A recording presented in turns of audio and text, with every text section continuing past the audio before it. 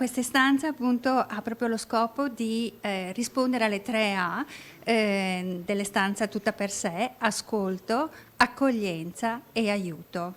Una stanza tutta per sé è prima di tutto uno spazio sicuro e completamente dedicato a chiunque lo richieda. È un luogo di accoglienza e ascolto, frutto di un protocollo d'intesa siglato fra l'Arma dei Carabinieri e l'associazione SOR Optimist International, che dal 2015 a oggi ha già portato alla realizzazione di quasi 200 locali dedicati su tutto il territorio nazionale. Oggi la comunità di Castelfranco Veneto, i paesi della Castellana potranno usufruire di un servizio ancora più qualificato, dove le persone più vulnerabili potranno trovare una stanza confortevole. In questa stanza saranno ricevute donne vittime di violenza, maltrattamenti e stalking che vogliano presentare denuncia o comunque segnalare una situazione di disagio e fragilità. Dover esporre, con tutte le difficoltà che l'esposizione appunto implica, quelli che sono i fatti che li vedono vittime. Tutto all'interno della stanza è stato creato per evitare un approccio traumatico, soprattutto per le mamme con i bambini, che qui troveranno anche dei giochi. Agli uomini dell'Arma è stato fornito anche un prezioso kit portatile per registrare le interviste delle vittime di abuso.